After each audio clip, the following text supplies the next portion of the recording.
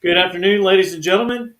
Hey, you get to join and talk with me. We're going to actually post up the number for everyone to call in if they have questions for Derek Putnam on the 352 Shootout. Also, before we get dove into everything, we want to, pay our bills. So we want to run our commercials. So if you bear with us, we'll be right back.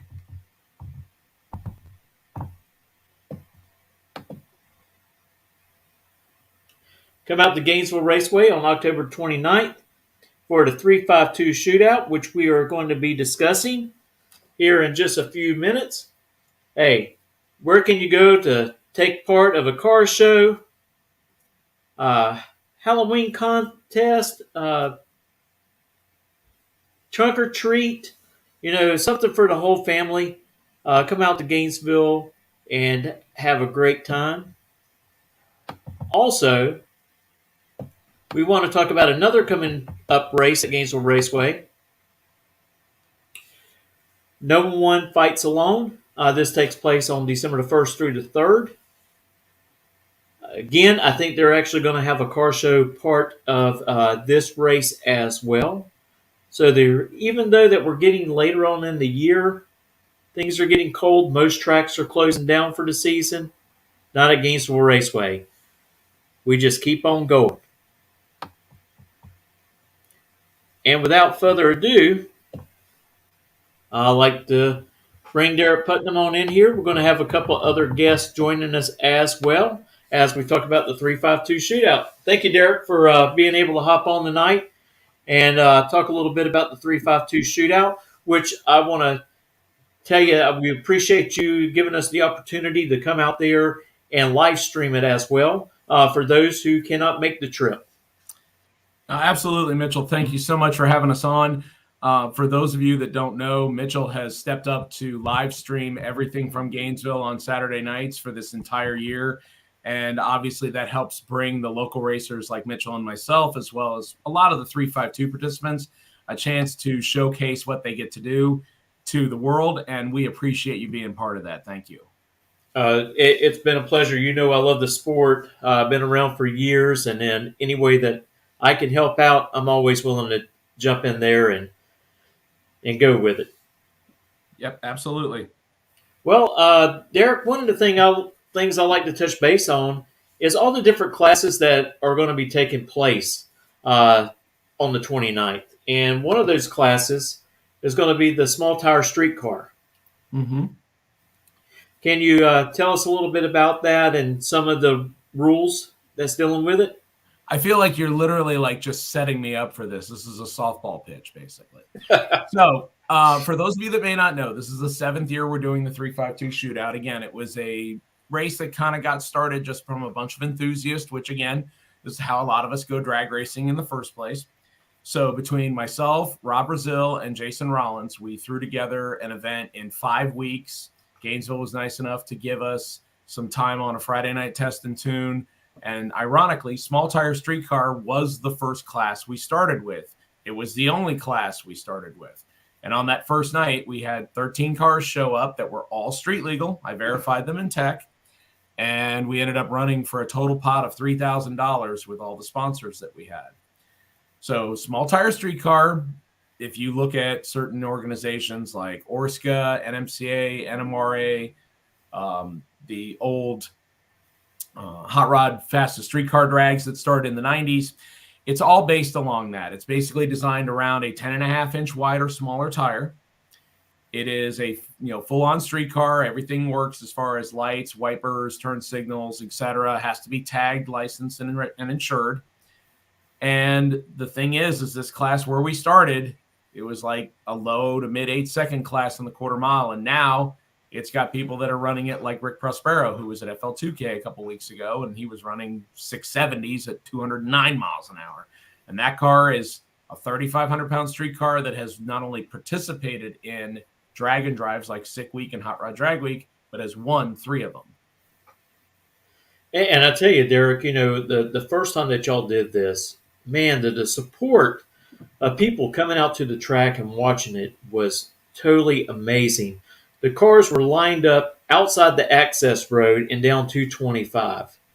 And hoping that, we'll get to see something similar to that this year, especially with all the things that you are, putting together with all these different racing classes, as well as stuff for the kids, like a Halloween costume contest. And that's for everybody, not just kids, but adults can compete as well. And I think John Force was out there last year, and with a trophy and everything. Yeah. Yeah, ironically, we're going to be joined by a couple of racers hopefully here in a little bit, and we can elaborate on that. But yeah, I mean, that's, for me, racing is my family. I grew up in it. I started going to the racetrack when I was 6 years old. I don't want to say how old I am now, but you can see based on what's behind me on the wall, I've been doing it for a little while. I know you do as well. So for me, racing is family. And I feel like to bring the 352 shootout to the next level, last year when we decided to do it on Halloween weekend, to do a costume contest, to get kids involved, to bring families to the racetrack, that's what's going to grow and keep this sport alive. It is going to be the kind of thing where even if you don't race, even if you just want to come out and watch and be a part of it, that is what is going to create the next era of enthusiasts, basically. Oh, definitely. And I tell you, when you get kids involved in racing, they don't have money to spend in illegal stuff. Yeah, absolutely. And some of these junior dragsters that are out there are more expensive than the street cars you and I grew up around. You better believe it. And some of them are quicker. Yeah, absolutely. Yeah. So, ironically, coming all the way back around, we talk about small tire streetcar. And again, you look at how much that has evolved since it started. If you go back in history to 1992, when Hot Rod first started this, those cars were running like 950s. And in 1992, for a street car to be able to do that, that was unheard of on a small tire. But now, like I said, you've got cars that are easily running 6s, 7s, 8s on very easy to put together combinations in some cases. We had 16 cars qualified at FL2K that was here 2 weeks ago. The bump spot for 16 cars was $7.99. So they had 16 cars that were completely street legal that were $7.99 or faster. The bump spot for 64 cars total in that class was $9.08. That's how fast it was. Wow. It's just amazing how far technology has, came. Yes. From even 5 years ago, the technology has came a long way in getting these cars to those quick ETs and speeds. Now, another class that y'all have is the Outlaw 29-inch 315 radial. Mm-hmm. So that class is, again, kind of like small tire streetcar to an extent, but the difference is we're getting rid of the streetcar requirements. You're still focusing on the tire being the limiting factor because, as you mentioned, it's very easy to make power. It's very easy to have the technology. The tire now becomes your limiting factor. And again, people are running very, very fast times on either a 29-inch slick or a 315 radial. I mean, granted, we're not going to see cars this fast, but you've seen cars running 350s, 360s at over 200 miles an hour in the 8th mile. You won't see those times, but I would say cars going over 170, 180 miles an hour is very possible. And I tell you, like you said, the tire is the factor there. And, if people's walking around in the pits and has a chance to walk up and look at some of these cars, they ought to try to kind of look up underneath them and see all the work that's went into the shocks, the springs, the suspension parts of these cars to be able to plant that small tire to the track to grab as much traction as they possibly can.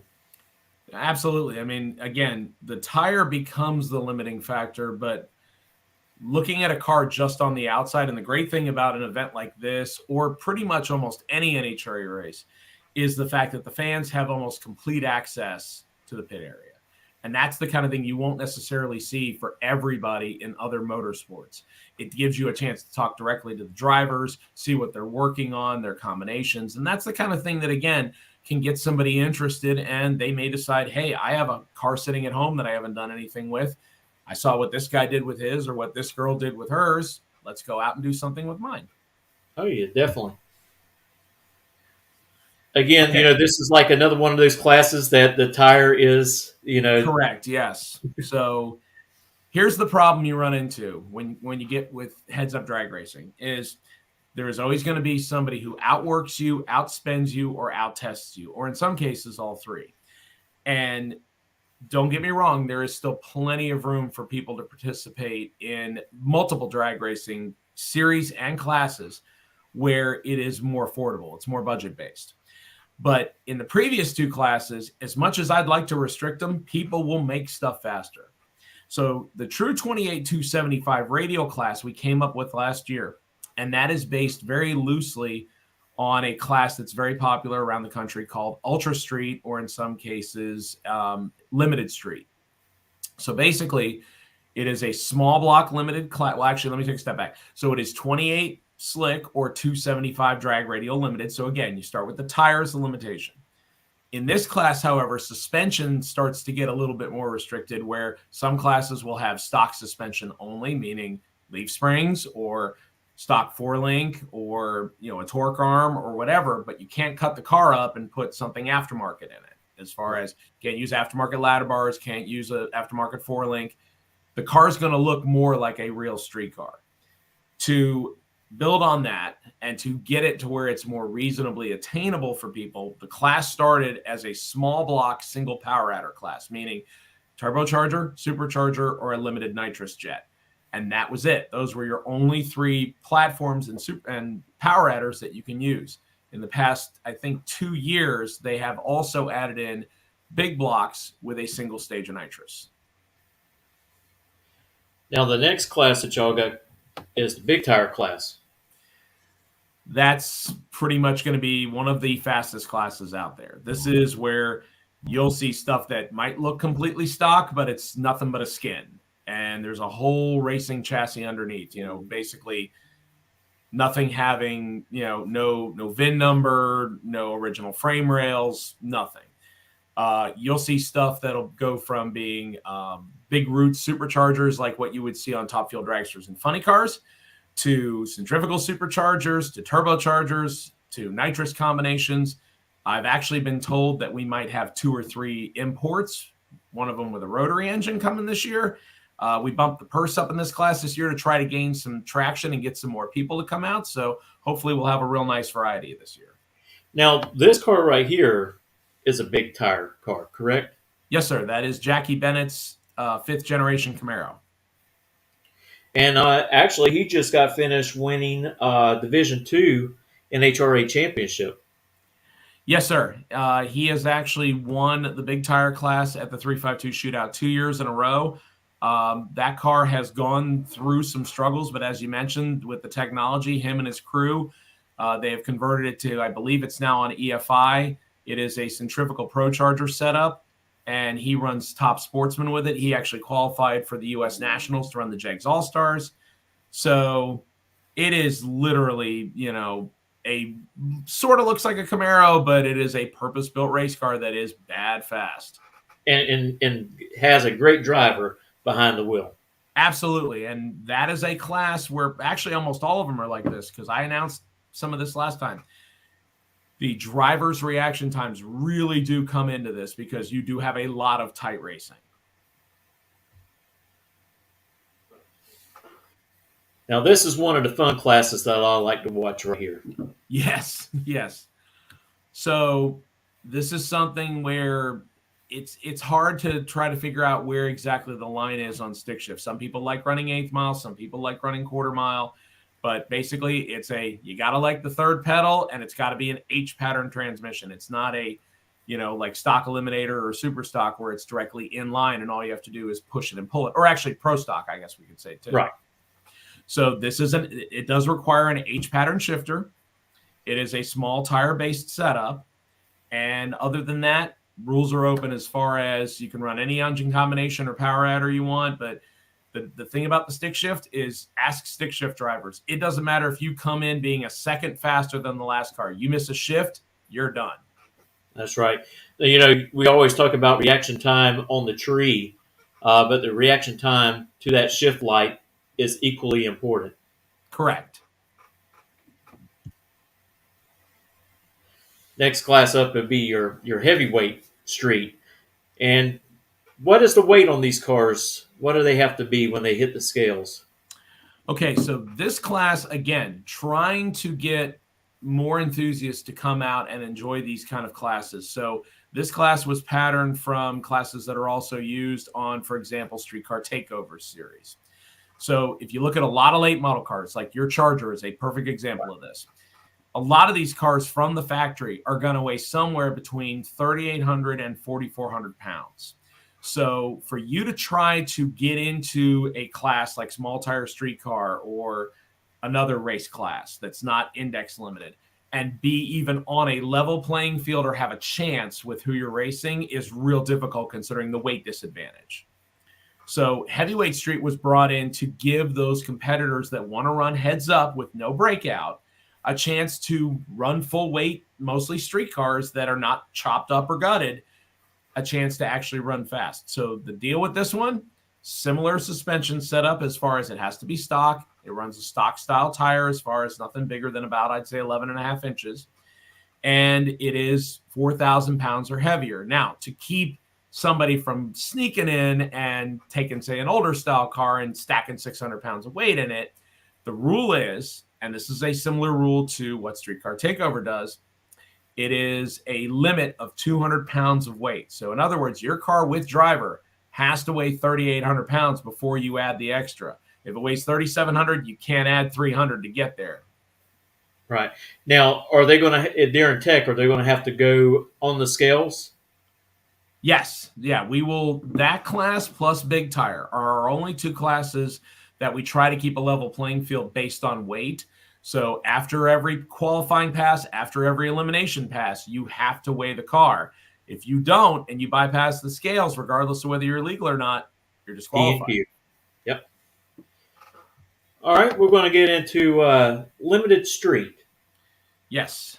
Okay, so the first of three classes that we have that are streetcar based that are done with an index. So limited street is based around the popularity of the 850 limit of roll cages. Because at 750, you have to have a funny car style cage.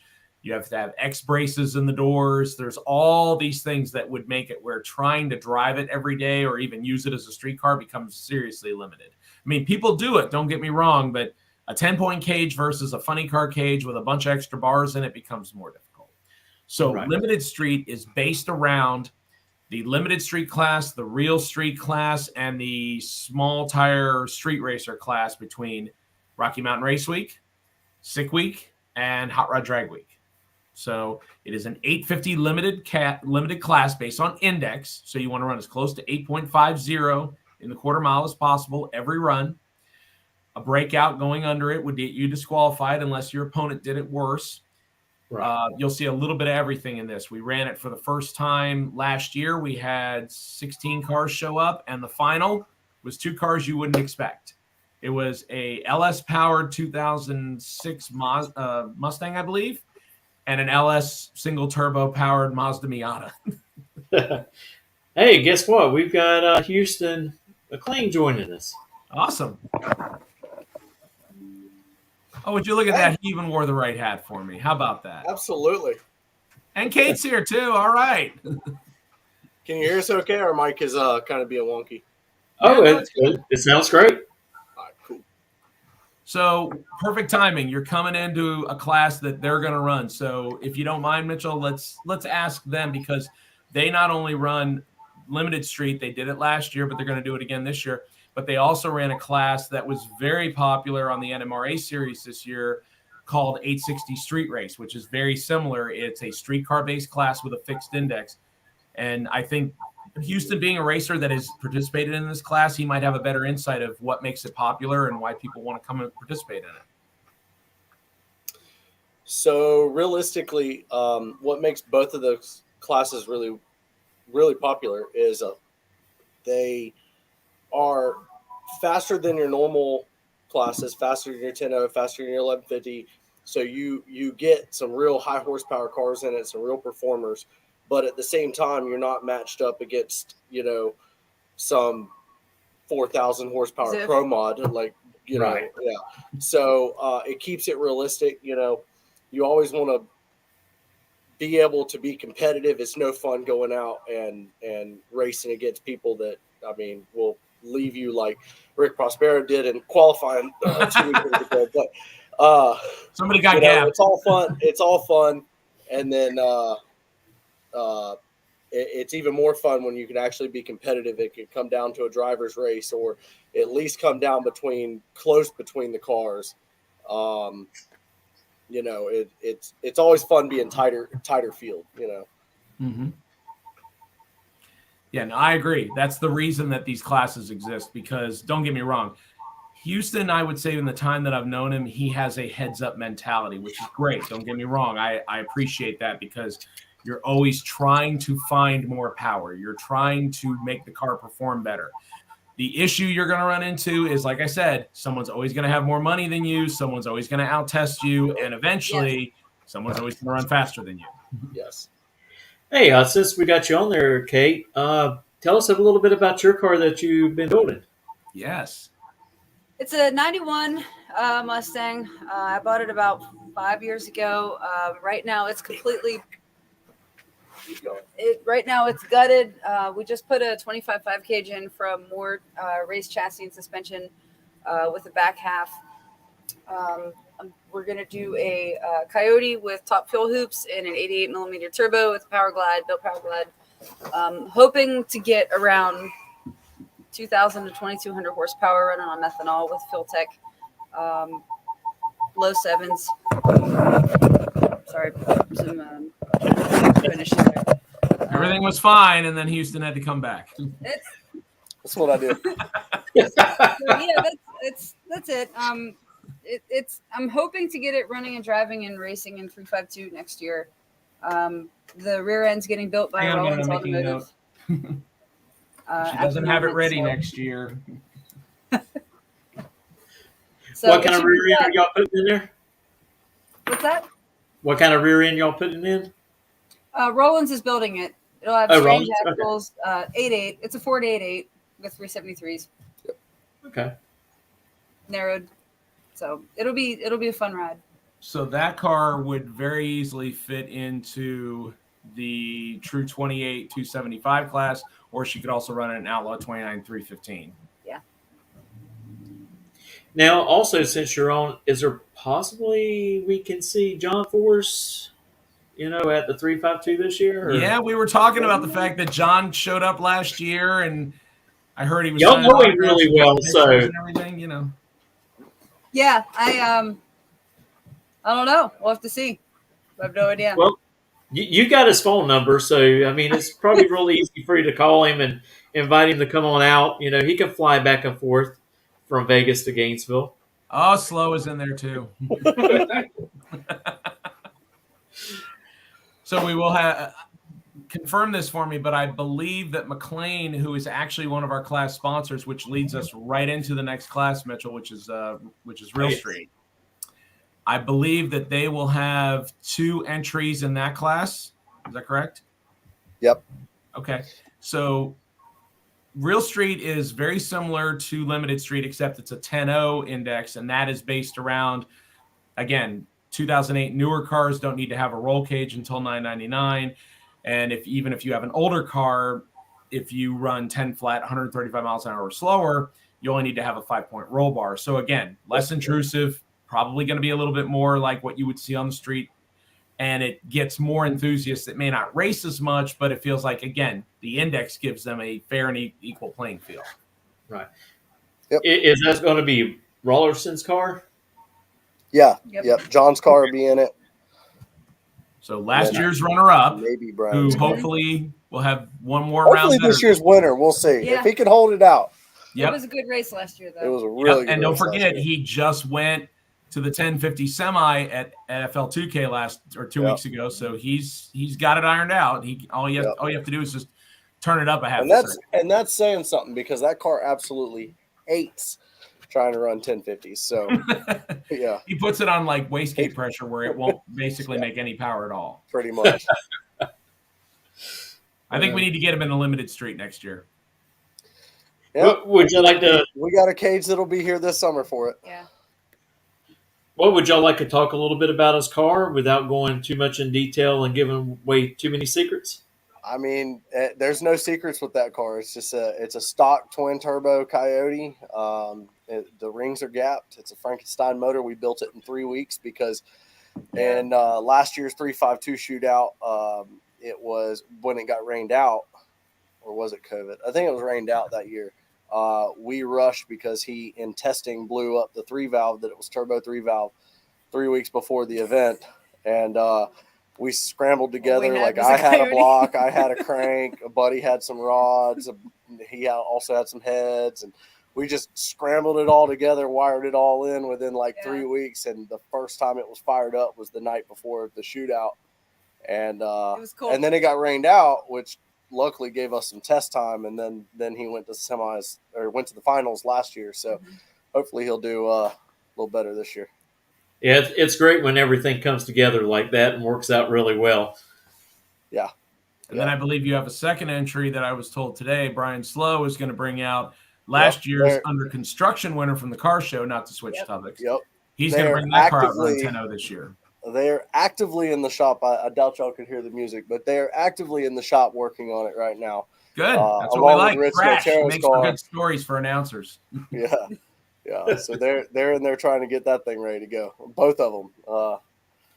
We'll see if we can make it happen. Awesome. Well, not to really get off the subject, but I hear that your shop's fixing to put in a dyno? Yeah, we spent 15 hours with shovels and a concrete cutter cutting out the hole. You should have called me. I would have came and helped. So we got that. We got the hole dug. Now we just got to do some concrete and get it laid in. I got to bring my dad out of retirement since he decided he wasn't going to do concrete anymore, and he's the only one I know that does concrete. So we'll make him come pour some concrete this weekend and make it happen. Well, I would have came and helped y'all dig out, but I didn't know nothing about it until I seen a picture on Facebook. It was a little impromptu. We just decided, all right, today's the day. We're going to draw some lines, take some measurements, and we're just going to start cutting stuff up. Y'all didn't find any gold while y'all were digging, did y'all? No. We were kind of hoping gold bodies, something interesting, just to make it interesting, keep some excitement to it. But nope, just a whole lot of dirt. But it will be coming soon, so we're excited about that. Yep. All right, the daily driver class. Yes, that is, as much as we like to say, fast is what attracts people. We had 35 cars in this class last year. So this is an 1150 index class. And again, 1150, a little easier to obtain. Take a new Mustang, slap a supercharger on it or a single turbo or something small that's very easily attainable. And also 1150 is where NHRA safety requirements change, where older car, you need to have a bar, you need to have a 5-point harness, etc. At 1150, you don't need to worry about that. Hey, got some people joining in with some comments. Oh, Austin Jones is on. What's up, buddy? And just gentleman wants to know, are you going to have any entertainment?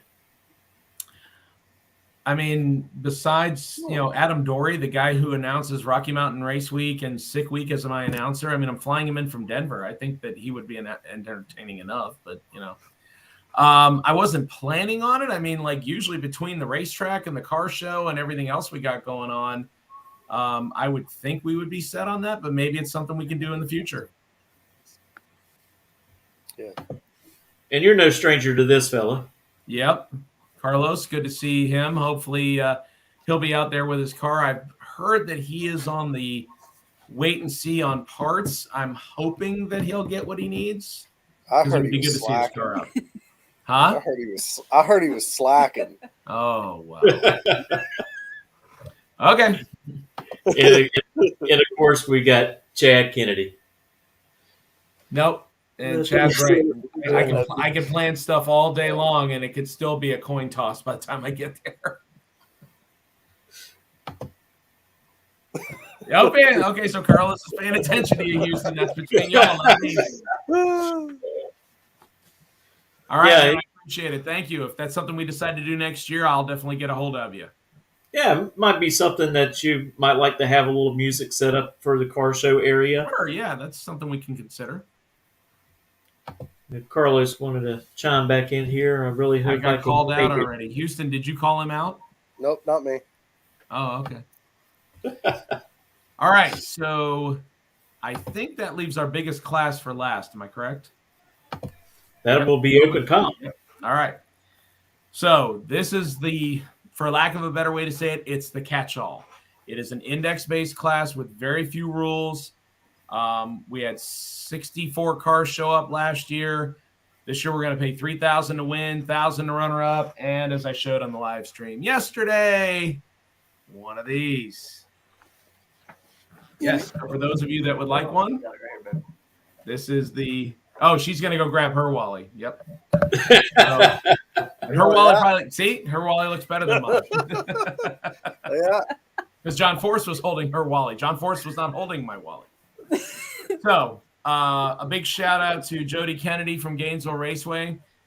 She was able to get us one of these. This is an NHRA TV Wally. I got to hold it in front of the thing. So, ask any racer that runs. This is what you want. This is what you want, a Wally. As Mitchell and I were talking about, my dad's raced for almost 40 years. He doesn't have one. I know a lot of people that are good racers that win races. They don't have one. So I'm hoping that that'll give open comp racers an idea of how much I appreciate them coming out and being a part of it. They are not class filler. They're people I race with every weekend, and I wanted to throw a little something special in there for them. Yeah, the only thing I got close to that is the gator back there. Yep, and I don't have one of those either, and I would gladly – here, you want to make a trade? Ooh, that's a pretty tough one there. Keep the gator. Keep the gator. You earned it. Well, I wanted to flash through a couple of pictures to kind of show what people is going to expect when they come out, sit in the stands, and watch all the racing action.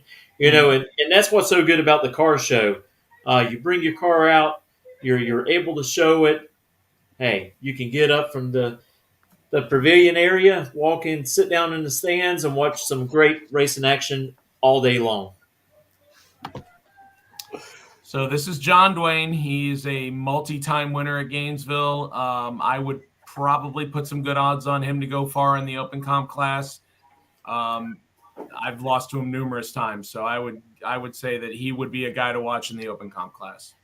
Well, you know what? Would you saying that? I'm going to try to stay away from him. Yeah, that's probably a smart move. This is our open comp winner from last year. This is Ken Grant. Ken has pretty much done everything from pick up Wallies to win big money races. We don't get to see him at Gainesville as much because he now has his own Snap-on Tools franchise. And ironically, he's sponsoring the open comp class for a second year. So part of the reason we're able to pay out the purse we are is because of the generosity like people like him. So he is your defending winner in open comp. We'll see how he does this year. This is Kyle Stokes. This is a 1969 Chevelle that I believe he ran last year in Outlaw 29-315. Obviously does great wheelies. If you go through hard target images for the last few years, you'll see this car with a sunset behind it doing a wheelie probably 300 feet down the racetrack, and it is a gorgeous car up close too. And, of course, everybody's favorite, they always come out to the track to see the Dirt Dauber. Well, the Dirt Dauber has the distinction of being the only vehicle at the shootout that's ever gotten all four wheels off the ground. You want to tell everybody the story of why it's called the Dirt Dauber real quick? Sure. So they found this thing in a field. They drug it out, built it at Rollins Automotive. It's a collaboration between two brothers, Michael Fair and Tyler Blasting. First time they take it to the racetrack, as soon as it leaves the starting line, it shakes the tires a little bit, and 3 Dirt Dauber nests drop out on the starting line. And Corey turns around and looks at me, and I said, well, I guess we can call it the Dirt Dauber because it seems like almost every no-time car has to have a name. So it's stuck, and that's what they've called it. This is Mike Cataline, and I know Houston and Kate know him quite well. He runs a business called Cutting Edge Hydrographics. He's actually going to be a sponsor as well this year. You'll see that car in Limited Street. I think he ran his personal best time last year. So again, another guy who now understands and believes that Gainesville is slowly making the trek to be a track where you can run personal bests. And again, big shout out to Jody and especially Corey Deemer for all the hard work that they do to get us there. Absolutely. Yes. Absolutely. Yep. This is Mike Clifford. He is a multi-time winner on multiple different series. He's won on NMCA. He's won on the NHRA Hot Rod Series. And this is a really cool car, a foot brake small block Mopar that runs mid to low 10 seconds, naturally aspirated. This is Brian Carney's car. It was built by a guy named Kirk Hum a long time ago. A beautiful car that has completed Sick Week this year. So he did a drag and drive, 800 miles in it with just a small trailer behind it. And with nitrous on top of the big block, it's very capable of running in the mid to low 8-second range. Yeah, it's a very beautiful car, too. Mm-hmm. This is Dean Valise in a car called the Zombie Wagon. He is one of, I want to say, 3 people that has won the 352 shootout 2 or more times. He actually won 2 different categories the same night. And this is a single nitrous setup, big block, stock suspension, Chevy Malibu station wagon. And you need to see it up close. It's got lots of cool little details in it. It's got stuff painted in the wheels and so forth. So, again, it's one of those cars that you would definitely want to come see in the pits or in the staging lanes up close. Now, we're also going to have motorcycles out there racing as well, correct? Yes. So, shout out to Chris Hall from CH Performance, and also shout out to Madison and Pete and their gang from Ride Now Power Sports Gainesville. They threw money right at us and said, we want to have a bike class. So, we are going to have 16 of the quickest street bikes on a street tire, go full distance, quarter mile with the clocks off, and we'll pay out about almost $2,000 in payouts. Are they going to also be allowed to run open comp, or are they going to have to stay particular to that motorcycle class? That's a good question. I would probably say that once you run a no time class, it's kind of hard to be able to run something where you show your time. I haven't had anybody ask me that question yet as a competitor, so that might be something that we would have to kind of put to a vote and ask. Well, sorry, I put you on the spot. That's okay. No I'm pun an announcer. intended. I have to think on my feet. You're so funny. We got a couple of comments coming in. Oh, for some reason there we go. Yeah, I see John Enfield in here. He is a super street racer, and he said he's coming out to run open comp. So I think that, we will do pretty good as far as seeing how everything works on what should, in my opinion, be a good stacked field of Gainesville Raceway regulars, and then some people that travel in from out of town, because $3,000 to win and 1,000 runner-up guaranteed is a decent-sized purse, in my opinion.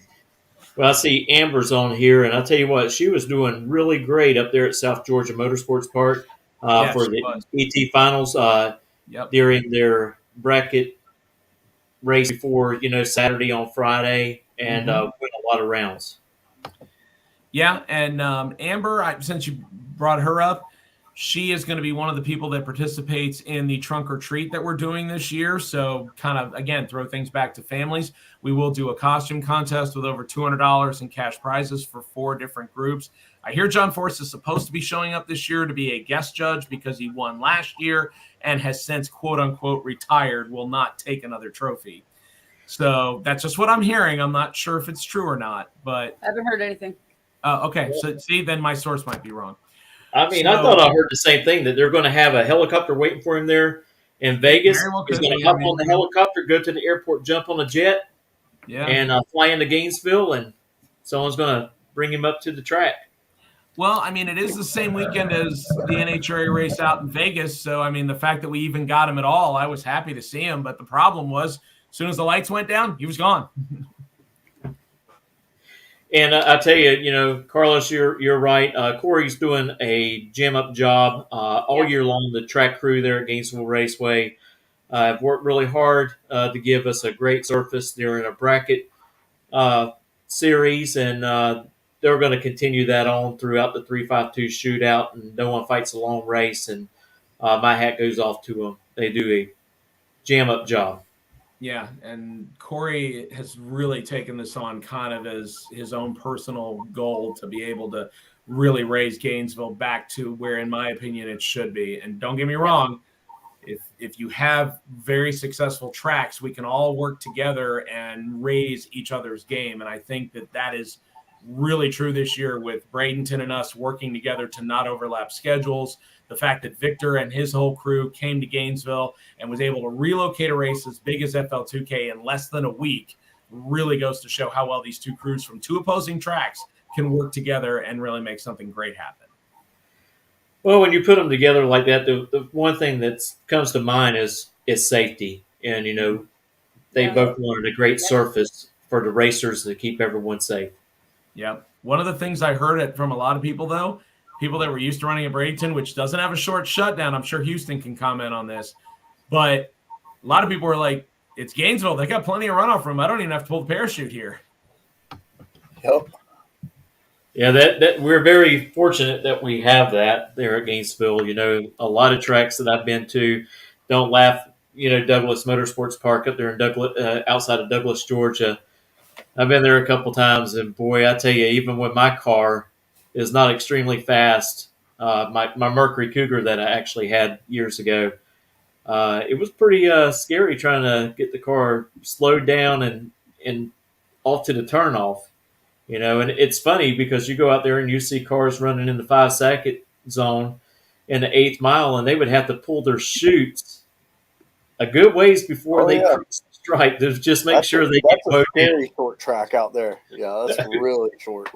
If you want to talk about short, you can also talk about Lakeland, and you can also talk about Jack's Raceways. Both of those places, you had to have your foot on the brake before you got to the finish line. That's where you're showing your age, Derek. That's before my time. Fine. It's fine, whatever. Jack's Raceway was a happening place back then. And by happening, you mean it happened to have no scoreboards and it happened to have no PA system. But it did have a lot of people. Yes, it did. It did have a lot of good racers. And again, that goes all the way back around to what we're talking about. The reason that we do this is we want to give people a fun and exciting event to come to. I mean, don't get me wrong. It operates in the shadows of something like FL2K or the Gator Nationals, but I think that a one-day event like this also can give people a much more approachable feel to be able to come out to the track and enjoy it. Of course, you have the car show that's going on. Can you, tell everybody a little bit about the awards, how the cars are going to be judged? Sure. So the car show thing just naturally goes along with it. It was something that we incorporated a couple years ago, and we try to make it as loose and as easy to get into as possible. So it's very similar to what you would pay for a VIP entrance, which basically means you get to park inside. And instead of having a car show like the old days of Fun Ford Weekend or Super Chevy, where it's buried way at the end of the racetrack and you got to walk a long way to get there, it is right up front. It is right behind the spectator grandstands, right next to the staging lanes. We will have a total of 13 awards that get given out, 5 for judged, where we have at least 3 people that go around and pick 5 cars that they think represent the best. Then there's popular choice, where it's just going to be based on a voting system. And then we're going to have a sponsor pick. That'll be Dwayne McMahon from Gainesville Towing Service, who's our presenting sponsor. He's also the car show sponsor. We will have a best under construction, which was added last year. And ironically, Brian Slow won it. And yep, there it is. So those are similar to the trophies that'll be given out. And then the one that unfortunately I don't have to show because I don't have one is the best of show. And the best of show plus the 11 class winners for the racing will get big Happy Gilmore checks. And they will also get what we call a burnt piston trophy, which is done off of Pro Mod pistons and rods by Kevin Fiskus, who is an ex-NHRA Pro Mod winner, also the first guy to ever run 5s on a 275 radial up at World Cup in Maryland. And I tell you, there's a lot of great things that's going on that weekend, and we want people to come out and have a great time. And like you said, they want to walk around and talk to the drivers. The drivers are more than willing to give them, their time of day and explain their combinations that they're running. Because, like you said, we want more and more enthusiasts in the sport. We got to keep it going. We're at a time now, not to get political, but we're at a time now that, the sport that we love may be in jeopardy, on a certain level. And so the only way that we can show them that we need to continue this is by support. And, we see a lot of tracks closing down across the country, and those tracks closed down because they didn't have spectators to come out and watch. Mm-hmm. And that's a very sad thing. One of them was a nice track, Atlanta Speedway. Atlanta Dragway. Sorry, I really hate for that being gone. Yeah, but try to look at the bright side. We got Jody and Chad Kennedy out of that deal. So This is true. That is true. That is true. Huge plus. I'm good with that. Mm-hmm. Yeah, and I'll tell you what, but I'm good with it. Yeah. I don't want to see any place closed down, especially Atlanta. Atlanta is a really cool facility. So, and if you haven't, there's pictures floating around recently that were taken of it, and it's sad, isn't it? Looking at it is sad to see what it looks like after being closed a little over a year. So, well, you speak of Jody and Chad. They are doing a jam up job at the track. Yes, they are.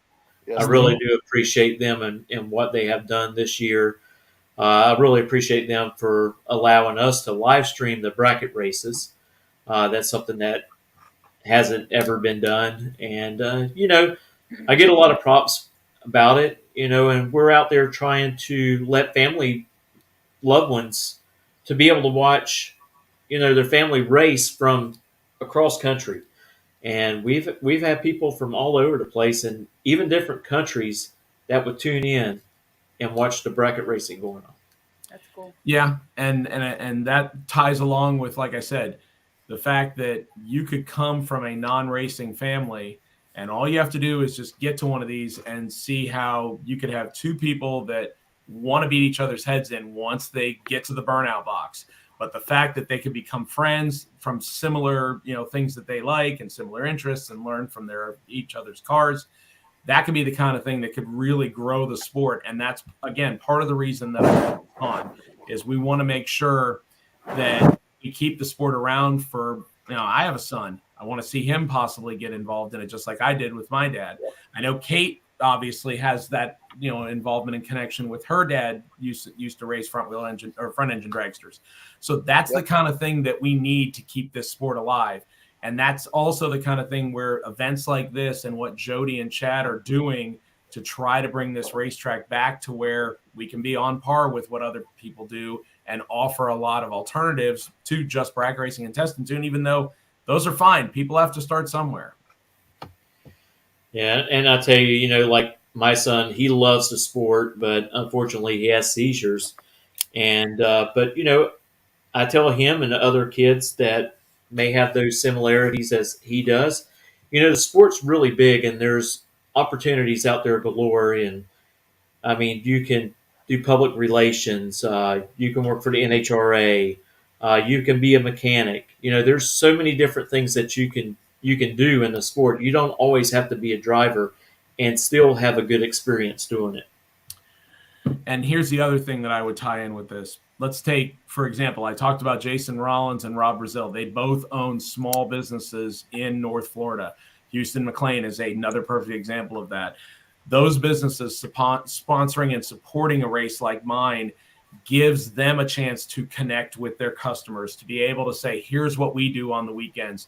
This is the kind of thing where if you want to get into something and, burning money is way too easy, this is a way you can do it. But it really does bring, you can make customers into friends just by taking them to the racetrack. And then once they get hooked on it, they'll come back and they'll do it. Well, you bring up a great thing because of that. Yeah. I mean, like, I just met you guys, 2 years ago? Yeah. And when I did the 352 shootout last year, Houston and Alex jumped right on board. I had just met Kate, and she was trying to help him out. Corey was nice enough after we were done test and tune racing one night to show all of us kind of how to read the groove and how to line people up and so forth. And that's led to a great friendship for the three of us. And therefore, I want to see their shop succeed. So that puts more pressure back on me. But I want that because I want their business to be better. Just like I want Jason at Rollins Automotive Speed and Customs business to be better. If those businesses thrive, survive, and excel, then the events that will come from that, because they can pump more money and more energy into it, racetrack survives. Right. Yeah. And there's enough business to go around for everyone. Oh yeah, Houston. Tell me, Oh, how yeah. far are you backed up right now? Yeah, I'm a month and a half out. And Jason, I believe last I talked to him was about 2 Probably months. worse. Yeah. I'm not helping Yeah. him. No, you got other alternatives. We need rocket science to be done. Yeah. Hey, Yeah. do you want me to? Oh, I'm sorry, didn't mean to We'll interrupt. make some of that money back once rocket science is done. Yes, you will. Do you want to give people a chance to call in and ask a few questions real quick while we got about 10 minutes left? Sure, absolutely. Let's do it. All right, I'll throw the phone number up there.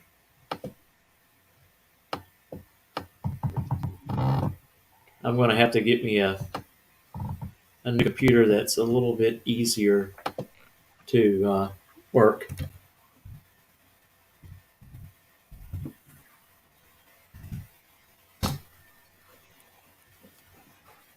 There we go. So if anybody has any questions for Houston or Kate or Derek or for myself, my telephone number's up there. It's 904-966-1386. Feel free to call in and we'll get you on. So Houston, so you're about a month and a half out. Yep. Yeah, we squeeze a couple small things in here and there, but ultimately with the builds we have going and the larger projects that have been brought to us, it's pushed us a little ways out. We're slammed. I couldn't be more thankful. All right, we got our first caller. All right.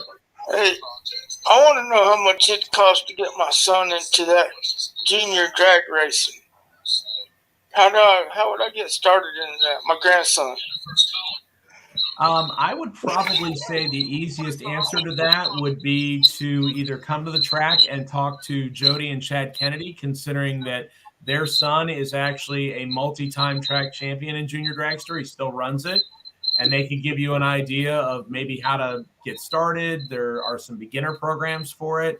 You can get an idea of the cost involved and how much you want to, participate and so forth. But like I said, our track manager is involved in it. If you want to buy your grandson a junior, there's one for sale. Actually, I believe Craig Haight has one for sale. That's a pretty successful little build. I mean, Okay. Yeah, and I tell you, it's a really good thing to get kids involved in that. It's a great program for the young ones. NHRA, they set the age back a little bit to I think now it was it's 5. 5 years old. They can be on the track by themselves to help get them familiar with getting into the beams and all that stuff before they step up and start running against someone at 6 years of age. And yeah, I mean, you can actually, if you also want to try to find out pricing of some of the junior dragsters, you can always go on to eBay. I wouldn't, I'd be very cautious buying something off of eBay, but I would go on there and, that'll give you kind of an idea of the price ranges for the cars. And also, if a car is not finished or not. And Derek had a great point just to reach out to Jody Kennedy at Gainesville Raceway. You can call the track and ask to speak to her, and she'll be more than willing to answer any questions that you have. Well, Derek, I tell you what, we've been on here almost an hour, and I know your phone has been blowing up for the past couple of days, and probably will continue up to the last minute. So I'm going to let you. That's fine. We got room for all of them. Yes. Gainesville holds 40,000 spectators, so I want everybody to come on out. Absolutely. You can come out. Hey, listen, you can come out, you can do the car show, and then you can go watch the Gator versus Georgia game. You got plenty of time to do it. Hey, and if you come out for the car show and you look at the competition in open comp and you think you can swing it, hey, pull out a couple more bills and come over and join it. It's great for everybody. I will tell you, it is a pro tree, and you are going to have to be really fast on your reaction time. And if it's something that you're not used to, you may want a deep stage to try to give you a little bit of an advantage. Yep. And I'm meaning me. Okay. I would say probably the biggest thing is, thankfully, because of Treasure Coast Embroidery, that's Matt Milano's business. He's been doing our 352 shootout merchandise that Houston and I are both wearing tonight. He's also, thankfully, thanks, buddy. I appreciate you representing. I have actually had the honor of him making me a website. So if anybody wants to find out more information, including my contact information, because my phone doesn't ring enough now as it is, you can go to 352shoooutrace.com. It has everything on there, including a full schedule, how much the pricing is, all our different classes that we talked about, and basically an overview of what we will do during the day. Amber, I didn't say I didn't know about Jax. I know all about Jax. I was just too young to be at Jax. Whatever, you got the old joke in there pretty quickly, dude. Hey, I get very few jokes in. I gotta take it where I can get it. That's true. Fair enough. And I tell you something that just crossed my mind because I was thinking about what Houston wrote yesterday about diapers and on drivers. Tell us about, if a car puts a diaper on their car, what they get extra if they end up winning. Yes, they will get extra money. So with the diaper situation or a belly pan, if you win your class, I'll throw an extra $100 cash at you because, as unfortunately a lot of us have learned, if you oil down the racetrack, you can't get that time back. And I want to make a nice, clean, smooth show as possible for the fans and for the racers. But what if the driver himself or herself is wearing a diaper? Is there more money in that? I would have to see what the circumstance is. If it's something where it's intriguing enough, I'd add some money to it. Sure, why not? Fair. I'll feel tell like you when what. my trans line let go, I should have had a diaper on that night, but I might have to wear one every once in a while now. You were probably wishing you had one on afterwards. I tell you what. Let me talk to David Rogers and see what we can come up with. We might be able to pay you some money if you run around in adult diaper. Sponsored by I think we've just figured out what Houston's costume's going to be this year. Kate, we can have John Force and John Force will not be wearing a diaper. no, I didn't say he would, but John Force's sidekick could. Yeah, I just want to run a commercial real quick, and it's Miracle Automotive and Towing, and that's also one of your sponsors. And then we'll close out the show for tonight, and I guess I'll see everyone on Saturday. Hey, Tornado fans, this is Kurt Miracle of Miracle Automotive and Towing, proud sponsors of Tornado Football. I want to welcome you to beautiful Stark, Florida at David Hurst Stadium, and thank you for letting us be a part of this community. We're here for more than your automotive and towing needs. We're here to be part of Tornado Country. Go Big Red!